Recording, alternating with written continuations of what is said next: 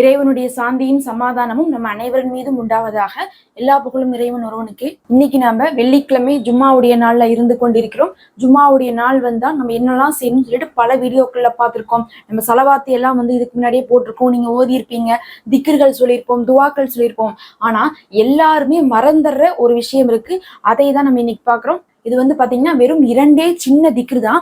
இது பாத்தீங்கன்னா வெறும் 2 சின்ன திக்ரு தான். ஆனா இந்த 2 சின்ன திக்ரை நீங்க ஓதுவதனால அல்லாஹ் மிகவும் சந்தோஷப்படுகிறான், அல்லாஹ் திருப்திப்படுகிறான். இன்னும் சொல்ல போனா அல்லாஹ் குர்ஆனிலே இந்த அமலை சிறப்பித்து கூறி இதை செய்பவர்கள் இந்த உலகத்திலே ரொம்பவே குறைந்த எண்ணிக்கையில உள்ளவங்க தான் சொல்லி அல்லாஹுவே குர்ஆன்ல சொன்ன ஒரு விஷயமாக இருக்கு.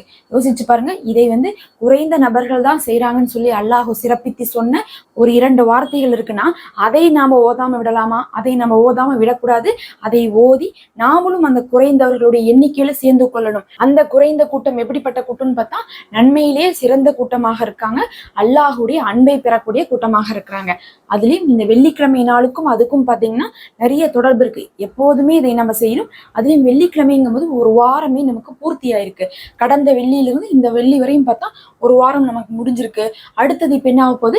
ஜும்மாக்கு அப்புறம் இன்னும் ஒரு வாரம் தொடங்க போகுது. இந்த வாரத்துல இருந்து அடுத்த வாரம் வரையும். அதனாலதான் அறிவிப்புகள் எல்லாம் பார்க்கும்போது நமக்கு தெரியும், வெள்ளிக்கிழமை இதை நீங்க செய்தால் 8 நாளைக்கு இது உங்களுடைய பாவங்களை மன்னிக்கும், 8 நாளைக்கு உங்களுக்கு இது ஒளியாக அமையும், அல்லாஹ் உங்களுக்கு பிரகாசத்தை கொடுப்பான். அந்த மாதிரி எல்லாம் சில அறிவிப்புகள் பார்த்திருப்போம். முக்கியமா கஹஃப் சூரா ஓதனம்னா ஒரு வாரத்துல இருந்து அடுத்த வாரம் வரையும் அது ஒளியாக அமையும்லாம் பார்த்திருப்போமா?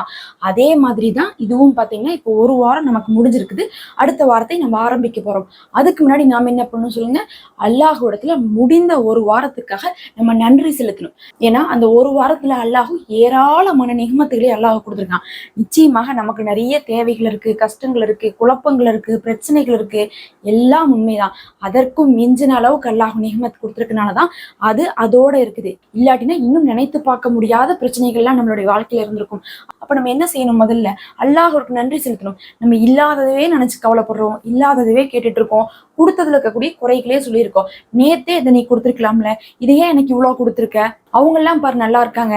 இந்த மாதிரி நம்ம கம்பேர் பண்ணி என்ன பண்றோம்னா அடுத்தவங்களோடு நம்மளை குறைவாகவே நினைச்சிட்டு இருக்கோம். ஆனா அல்லாஹ் நமக்கு கொடுத்த நிறைய நிகமத்துகள் யாருக்குமே இல்லை. இன்னைக்கு யூடியூப்ல நிறைய ஆட் வருது. அதுல குழந்தைகள் எல்லாம் பார்த்தா கண்ணிலேயே தண்ணி வரும். அந்த அளவுக்கு பார்த்தா ஆப்ரேஷனுக்காக அவங்க காசு எல்லாம் கேட்கும்போது அவங்க சொல்றாங்க வித்தியாசமான நோய்கள் எல்லாம் சொல்றாங்க. நினைத்து பாருங்க. அந்த மாதிரியான விஷயத்தை விட்டு அல்லாஹ் நம்மளை காப்பாற்றவில்லையா? இன்னைக்கு ட்ரெயின்ல போனா கூட மன வளர்ச்சி குன்றிய குழந்தைகளே சாதாரணமாக பார்க்க முடியுது. சும்மா ஒரு ட்ரிப்புக்கு கூட ஒருத்தவங்க இல்லாம இல்லை. அந்த அளவுக்கு இன்னைக்கு மனநோயோட தான், மன வளர்ச்சி இல்லாத குழந்தைகள் அதிகமா இருக்காங்க. இருந்தாலும் அல்லாஹ் நமக்கு நல்ல ஒரு மன வளர்ச்சியை கொடுத்திருக்கான், நல்ல ஒரு சந்ததிகளையில கொடுத்திருக்கானா அதற்கெல்லாம் நம்ம நன்றி செலுத்துறோமானா? அதுக்கெல்லாம் நம்ம நன்றி செலுத்துறதுல அதை விட்டுட்டு நம்ம என்ன பண்ணிட்டு இருக்கோம்?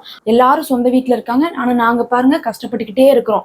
எல்லாரும் சொந்த தொழில் வச்சிருக்காங்க, நாங்க பாருங்க மாச சம்பளத்துக்கே வேலைக்கு போயிட்டு இருக்கோம்னு சொல்லிட்டு நம்மள்ட்ட இல்லாததை மட்டுமே மனிதன் பேசி கொண்டிருக்கான். இதைதான் அல்லாஹ் என்ன சொன்னா, நான் கொடுக்கக்கூடிய நிகமத்துகளை என்னிடத்துல ஒரு தேவைக்கு வரும்போது அந்த மனிதனுக்கு தெரியுது நான் கண்டிப்பா கொடுப்பேன்னு சொல்லிட்டு, அதனால உரிமையோட கேட்கிறான். நான் கொடுத்துட்றேன். கொடுத்ததுக்கு அப்புறம் அவன் என்ன பண்றான்னா என்றிருந்து போயிட்டு அது என்றிருந்து வாங்கின மாதிரியே அவன் காமிச்சிக்க மாட்டேங்கிறான் அப்படின்னு சொல்லிட்டு அல்லாஹ் சொல்றான். அது உண்மைதானே? ஒரு தேவைக்காக நம்ம அவ்வளவு போராடுறோம், கிடைச்சதுக்கு அப்புறம் அதை விட்டு போட்டு அடுத்த விஷயத்துக்கு போயிடுவோம். இன்னொன்னு அது என்னமோ நம்மளாலேயே நடந்த மாதிரி பெருமை பேசிப்போம். அது அல்லாஹ் விரும்புறது இல்ல. அதுவும் இல்லாம யார் தனக்கு அல்லாஹ் கொடுத்ததை நினைத்து வணங்குகிறார்களோ அவர்களை தான் அல்லாஹ் விரும்புகிறான். ஒரு அறிவிப்பு பார்க்கும்போது ஒரு சஹாபி என்ன பண்றாங்க? துவா செஞ்சுட்டு இருக்காங்க சத்தமா, யா அல்லாஹ் நீ குர்ஆன்ல சொன்னியே குறைந்த கூட்டத்தினர்ன்ட்டு, அந்த குறைந்த கூட்டத்தினர்ல என்னையும் ஒருவனாக ஆக்கி வைப்பாயாகங்கிறாங்க. அதை கேட்டுட்டு இன்னொரு சஹாபி கேட்கிறாங்க, இப்படி ஒரு துவாவை நபி ஸல்லல்லாஹு அலைஹி வஸல்லம் மக்கள் சொல்லி தரவே இல்லையே, நீங்க இப்படி ஒரு துவாவை கேட்கிறீங்க, அது என்ன குறைந்த கூட்டம் அப்படின்னு கேட்கிறாங்க. அப்பதான் அவங்க சொல்றாங்க, அல்லாஹ் குர்ஆன்ல சொல்றான், குறைந்த கூட்டத்தினர் மட்டும்தான் எனக்கு நன்றி செலுத்தக்கூடிய அடியார்களாக இருக்காங்க, நன்றி உள்ளவர்களாக இருக்கிறாங்க, அவர்களை நான் நேசிக்கிறேன் அல்லாஹ் சொல்றதுனால அந்த குறைந்த கூட்டத்துல என்னையும் ஆக்கிவிடுன்னு சொல்லி நான் கேட்டேன்னு சொல்றாங்க. அதே மாதிரிதான் நாமளும் எப்போதும் நன்றி செலுத்தக்கூடியவர்களாக இருக்கணும். அதை செய்யறதுக்கும் அல்லாஹ்விடத்துல நம்ம துவா செய்யணும். அதற்கு பாத்தீங்கன்னா எப்படி நன்றி செலுத்தலாம்? இப்ப நான் உங்களுக்கு ஏதாவது ஒரு விஷயத்துல நன்றி செலுத்தணும்னா நான் ஜஸாக்கல்லாஹு ஹைரன் அப்படிம்பேன். அப்படின்னா என்ன அர்த்தம்னா அல்லாஹ் உங்களுக்கு நற்கூலி வழங்கட்டும்னு அர்த்தம். இப்ப நாம அல்லாஹ்வுக்கு நன்றி செலுத்தும் போது திருப்பி